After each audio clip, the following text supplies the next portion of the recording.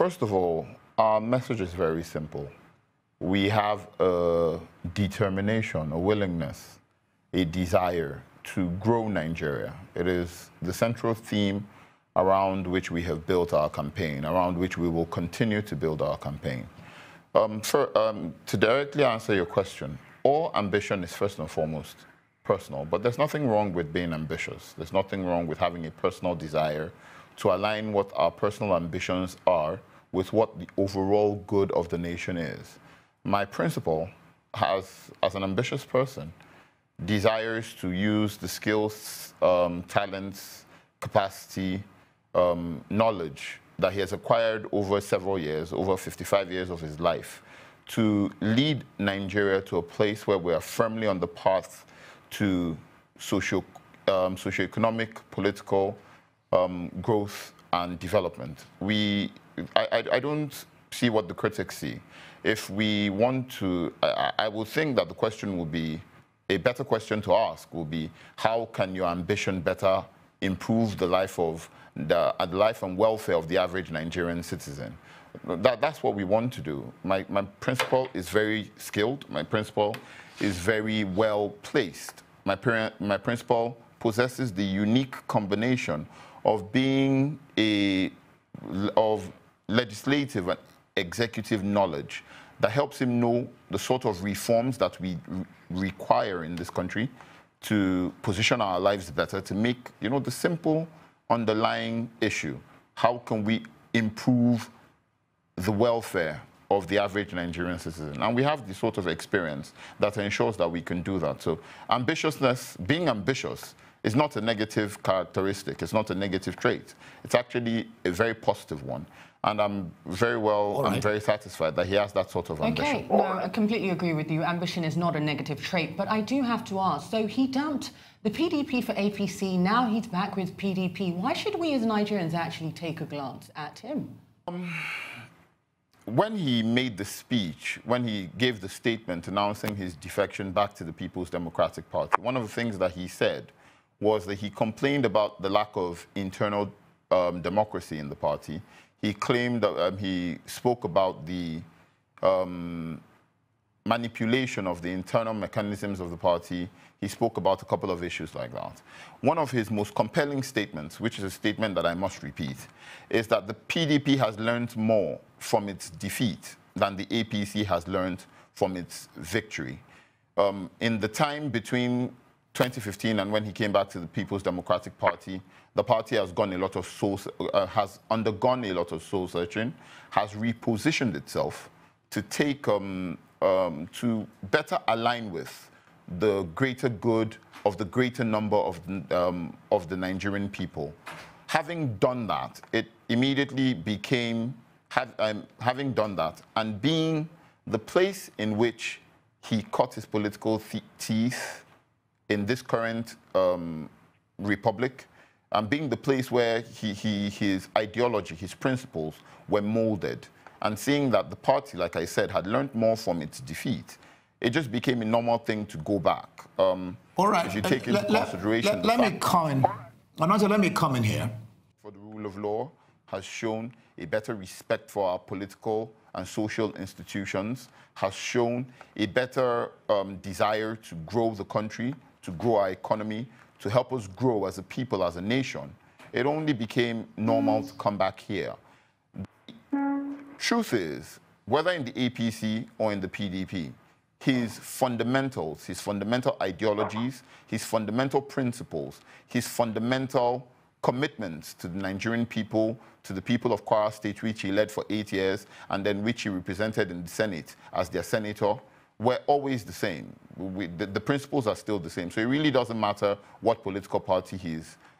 It's neither here nor there to say, let us trust the politician. He has shown the ability to stick to a set of principles and ideals that, we require to help us grow as a nation. Onoja, your principal used the platform of Not Too Young to Run movement to announce his ambition to run for the presidency. Should he have played on their intelligence? And surely this is a question of trust, yes. There was no preying on anybody's intelligence, with all due respect. The platform at which we did the declaration, at which he did the declaration of his intention to contest for the office of President of the Federal Republic of Nigeria, was a mutual platform. It was an event that was organized by the People's Democratic Party in conjunction with Not Too Young to Run. So in that room, we had the crowd was made up of party faithful, young people on the platform of the party, which is our target demographic, right? So we were as invested in the design, in the preparation, and in the holding of that event as anybody else was. It was as much our event as it was anybody else's. And so speaking to a room full of party faithful, it was well within his right to be able to say, this is what my plans for the future are.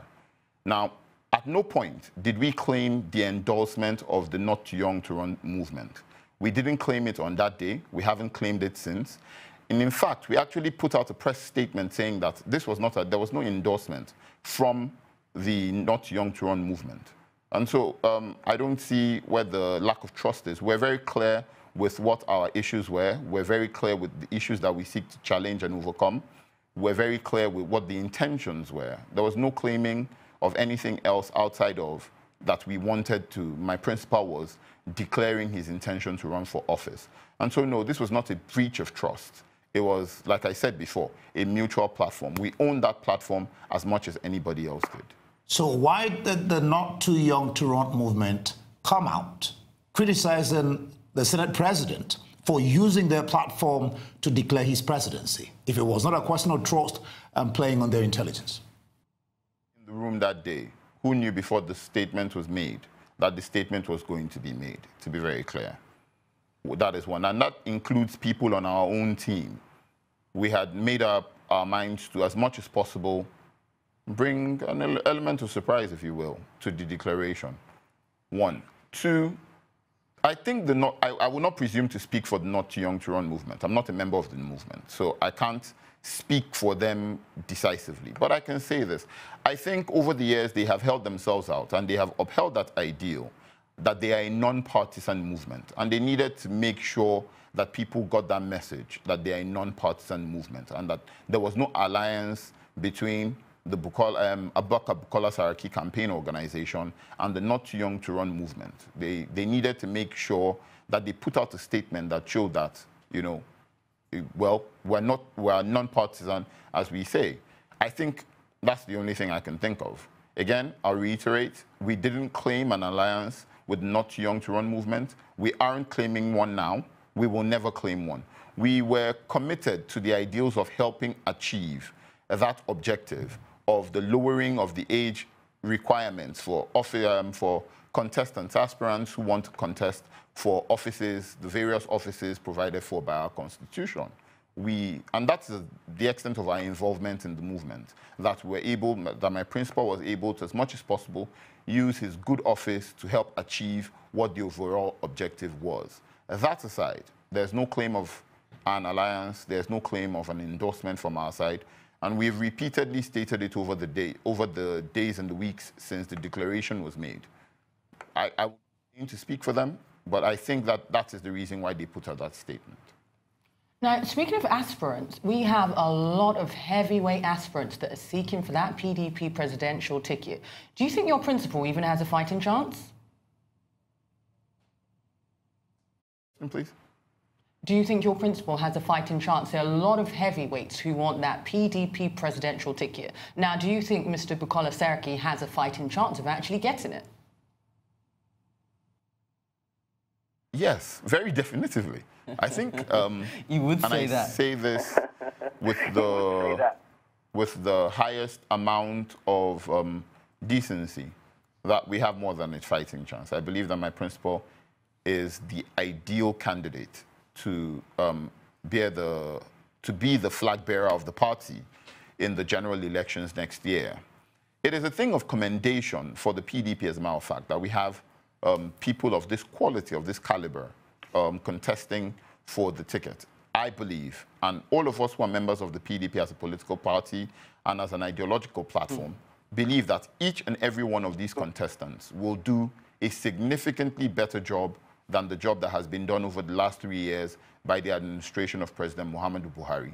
That said, I also believe that my candidate, being a much younger person than most of the other contestants, being a much more experienced person in terms of the possessing executive and legislative experience, being a person who is more in tune with the times, being a person with an understanding of what the economic and socio-political needs of our country are at this time, being a person who is willing to give young people, young Nigerians, the opportunity and the ability, the tools required to participate in governance at the highest level. All these things, when I combine them together, leads me to believe, and leads millions of other Nigerians who support his aspirations and ambitions to believe that he's the best placed person for the job. At the moment, we're still at the primaries phase of the election. We're preparing for the primaries. And, well, the simple message to delegates on the platform of the party is we believe that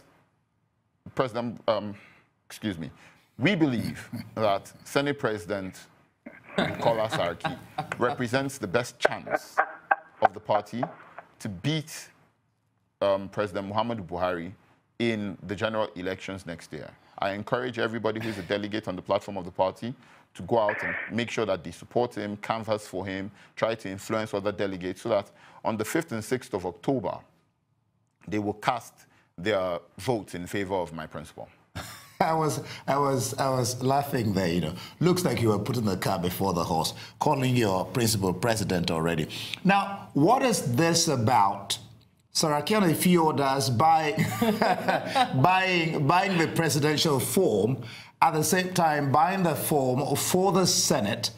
Is this not a recipe for chaos? What I'm talking about here is divided attention, divided focus. Very briefly, Onoja. Yes, definitively, to the best of my knowledge. And my knowledge on this topic is actually quite a lot, substantial, to the best of my knowledge. My principal bought one form, which is the form for the presidential primaries. My principal is committed to one overall objective, which is to, first of all, get the ticket of the PDP to contest as a candidate for the presidential elections, and then thereafter to go to the elections, the presidential elections next year, and to convincingly and resoundingly defeat the president or the current president of the Federal Republic of Nigeria, President Muhammadu Buhari. That is the objective to which we are committed. We're in stage 2 of an 8-stage journey, and we believe that we will get through all 8 stages and achieve our objectives. Having said that, I know that this is politics. Things may change going into the future. But no, as of today that I speak to you, my principal has only one objective, one target, one goal, one message. Let us grow Nigeria together.